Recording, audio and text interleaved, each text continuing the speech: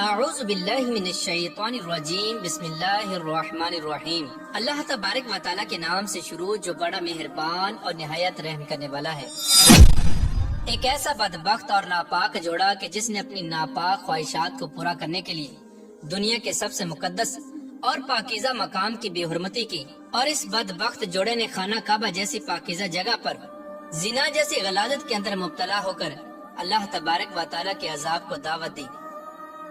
اور پھر اللہ تبارک و تعالیٰ نے خانہ کعبہ کی بے حرمتی کرنے والے اس جوڑے کے ساتھ کیا سلوک کیا اور ان پر کس طرح اپنا دردناک عذاب نازل فرمایا اور ان کو رہتی دنیا کے لیے کس طرح عبرت کا نشان بنایا۔ لیکن اللہ تبارک و تعالیٰ کے عذاب کے اندر مبتلا ہونے کے باوجود اور خانہ کعبہ جیسی مقدس جگہ پر زنا کرنے کے باوجود عرب کے لوگ اس جوڑے کی عزت اور تکریم کیوں کیا کرتے تھے، اور صفا اور مروہ کی پہاڑیوں پر اس جوڑے کی پوجا کیوں کی جاتی تھی؟ پیار دوستو، ان تمام تر سوالات کے جوابات قرآن و حدیث کی روشنی میں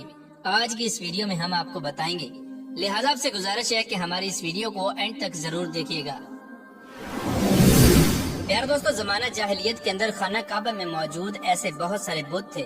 کہ جن کی لوگ پوجا کیا کرتے تھے، اور یہ تمام تر بت انسانوں کے بنائے ہوئے بت تھے۔ لیکن ان تمام تر بتوں میں دو بت ایسے بھی تھے کہ جن کو کسی انسان نے نہیں بنایا تھا، بلکہ یہ دو زندہ انسان تھے، اور ان کو پتھر کے مجسمے کے اندر تبدیل کرنے والی ذات اللہ تبارک و تعالیٰ کی ذات تھی، اور یہ دونوں بت اللہ تبارک و تعالیٰ کے دردناک عذاب کی ایک خوفناک مثال تھے۔ پیار دوستو، بت بننے والے ان انسانوں میں سے ایک کا نام آصاف اور دوسرے کا نام نائلہ تھا۔ یہ دونوں مرد عورت ایک دوسرے کے ناپاک عشق کے اندر مبتلا تھے، اور زمانہ جاہلیت کے دور میں عرب کے اندر ان کے عشق کے چرچے عام تھے۔ پیار دوستو، بات کرتے ہیں کہ آصاف اور نائلہ کے عشق کی داستان کہاں سے شروع ہوئی، اور پھر ایسا کیا ہوا کہ یہ دونوں خانہ کعبہ کے اندر زنا کرنے پر مجبور ہو گئے۔ پیار دوستو، خانہ کعبہ اللہ تبارک و تعالیٰ کا وہ مقدس گھر ہے کہ جس کی تعمیر سب سے پہلے حضرت آدم علیہ السلام نے فرمائی، اور حضرت آدم علیہ السلام سے لے کر آج تک اللہ تبارک و تعالیٰ نے اپنے گھر کی خود حفاظت فرمائی ہے، اور حضرت آدم علیہ السلام سے لے کر آج تک اللہ تبارک و تعالیٰ نے اپنے گھر کی خود حفاظت فرمائی ہے۔ تاریخ اس بات کی گواہ ہے کہ اگر کسی بھی انسان نے اللہ تبارک و تعالیٰ کے گھر کو نقصان پہنچانے کی کوشش کی یا اللہ تبارک و تعالیٰ کے گھر کی بے حرمتی کرنے کی کوشش کی، تو اللہ تبارک و تعالیٰ نے ان لوگوں کو دنیا کے لیے ایسا عبرت کا نشان بنایا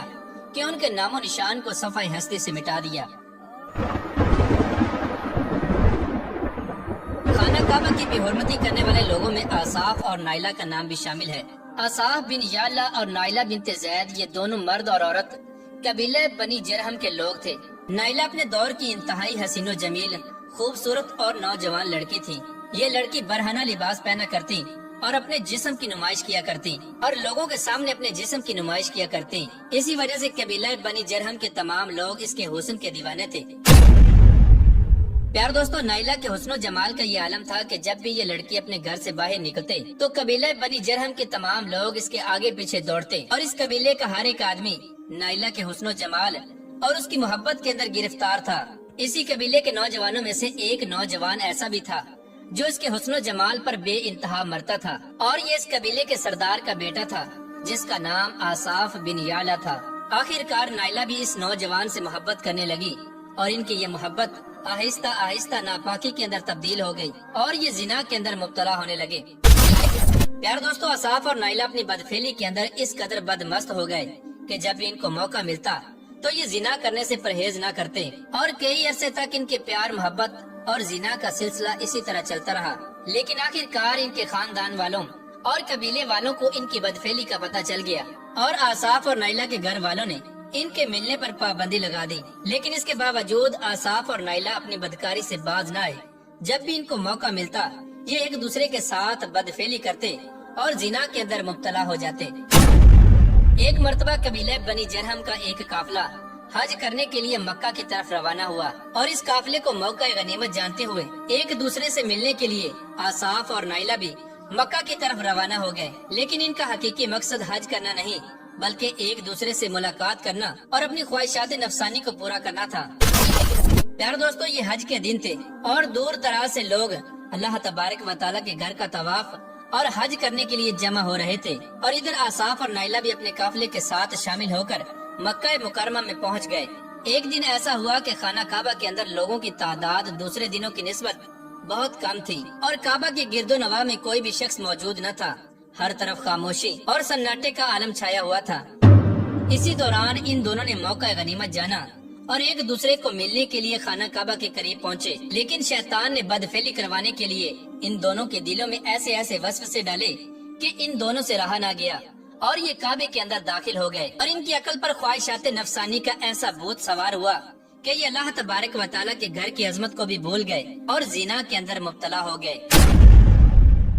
ادھر یہ دونوں بدبخت اپنی خواہشات کو پورا کر رہے تھے اور خانہ کعبہ کی حرمت کو پامال کر رہے تھے، اور ادھر اللہ تبارک و تعالیٰ کی ذات کو جلال آیا تو اللہ تبارک و تعالیٰ کے غیظ و غضب اور جلال کی وجہ سے زمین و آسمان کانپنے لگے اور سمندر کی موجیں جوش مارنے لگیں۔ خانہ کعبہ کی حرمت کو پامال کر کے اور خانہ کعبہ میں زنا کرنے کی وجہ سے آصاف اور نائلہ نے اللہ تبارک و تعالیٰ کے غضب کو خود للکارا اور اللہ تبارک و تعالیٰ کے عذاب کو دعوت دی، اور بالآخر اللہ تبارک و تعالیٰ کا دردناک عذاب آصاف اور نائلہ پر مسلط ہو گیا، اور خانہ کعبہ کے اندر بدفعلی کرنے کی حالت میں ہی اللہ تبارک و تعالیٰ نے ان دونوں کی روحوں کو قبض کر لیا اور ان دونوں کے جسموں کو اسی حالت میں پتھر کے مجسمے کے اندر تبدیل کر دیا۔ اس عذاب کے کچھ دیر بعد جب کچھ لوگ خانہ کعبہ کے اندر داخل ہوئے تو وہ یہ منظر دیکھ کر حیران ہو گئے کہ آصاف اور نائلہ دونوں اسی طرح بدفعلی کرنے کی حالت میں پتھر کے مجسمے کے اندر تبدیل ہو چکے ہیں۔ وہ لوگ ان کو دیکھتے ہی سمجھ گئے کہ یہ لوگ کس طرح اللہ تبارک و تعالیٰ کے گھر کی بے حرمتی کر رہے تھے اور کس طرح اللہ تبارک و تعالیٰ کے گھر کے اندر داخل ہو کر زنا کے اندر مبتلا تھے، اور اسی وجہ سے اللہ تبارک و تعالیٰ نے ان پر اپنا عذاب نازل فرمایا اور ان کو انسانوں سے پتھر بنا دیا۔ چنانچہ خانہ کعبہ کے لوگوں نے ان دونوں کے بتوں کو خانہ کعبہ کے اندر سے اٹھایا اور خانہ کعبہ کے باہر لا کر ان دونوں کے بتوں کو زمین کے اندر گاڑ دیا تاکہ تمام لوگ ان کو دیکھ کر عبرت حاصل کر سکیں اور کوئی بھی شخص اللہ تبارک و تعالیٰ کے گھر کی بے حرمتی کرنے کی جرت نہ کرے۔ پیارے دوستو، اس واقعے کے بعد وقت یوں ہی گزرتا گیا اور وقت کے ساتھ ساتھ مکہ کے لوگوں نے آصاف کے بت کو صفا کے پہاڑ پر اور نائلہ کے بت کو مروہ کے پہاڑ پر رکھ دیا۔ لہذا جب ان دونوں بتوں کو صفا مروہ کی پہاڑیوں پر رکھ دیا گیا تو یہ بات طے پائی کہ جو بھی شخص حج کرنے کے لیے مکہ آئے گا اور صفا مروہ کی پہاڑیوں پر جائے گا تو وہ ان بتوں کو جوتے مارے گا۔ چنانچہ کچھ نسلوں تک تو یہ سلسلہ یوں ہی چلتا رہا، لیکن پھر زمانے کے ساتھ ساتھ لوگ ان کی عزت اور تکریم کرنے لگے اور ان کے عشق کی ناپاک مثالوں کو ایک عظیم مثال بنا کر پیش کرنے لگے، جس کی وجہ سے زمانے جاہلیت میں عرب کے تمام لوگ ان کی عزت اور تکریم کرتے۔ لیکن اس کے بعد پھر وہ وقت بھی آیا کہ جب زمانہ جاہلیت میں عرب کے لوگ آصاف اور نائلہ کے بت کو ان تمام بڑے بتوں میں شمار کرتے تھے کہ جن کے سامنے لوگ سجدہ کیا کرتے اور ان کے سامنے اپنی قربانیاں پیش کیا کرتے اور ان کی پوجا کیا کرتے۔ اس طرح دوسرے بتوں کے ساتھ ساتھ آصاف اور نائلہ کے بت کی بھی پوجا شروع ہو گئی اور لوگ ان کو اپنا خدا ماننے لگے اور ان کی عشق کی داستانیں بیان کرنے لگے۔ اور پھر وہ وقت آیا کہ ہمارے آخری نبی حضرت محمد مصطفیٰ صلی اللہ تعالی علیہ وآلہ وسلم مکہ میں جلوہ گر ہوئے اور پورا مکہ اسلام کے نور سے چمک اٹھا، اور حضرت محمد مصطفیٰ صلی اللہ تعالی علیہ وآلہ وسلم کو اللہ تبارک و تعالی نے اپنا محبوب بنا کر منصب نبوت پر فائز فرمایا اور آپ صلی اللہ تعالی علیہ وآلہ وسلم پر نبوت کا دروازہ بند کر دیا۔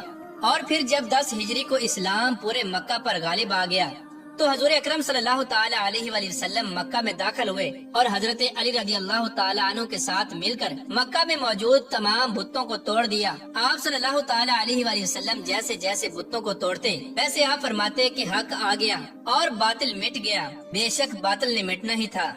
اس طرح خانہ کعبہ کے بتوں کو توڑنے کے بعد حضور اکرم صلی اللہ تعالی علیہ وآلہ وسلم صفا مروہ کی پہاڑیوں پر تشریف لے گئے اور اپنے مبارک ہاتھوں سے آصاف اور نائلہ کے بت کو توڑ کر ان کو زمین دوز کر دیا۔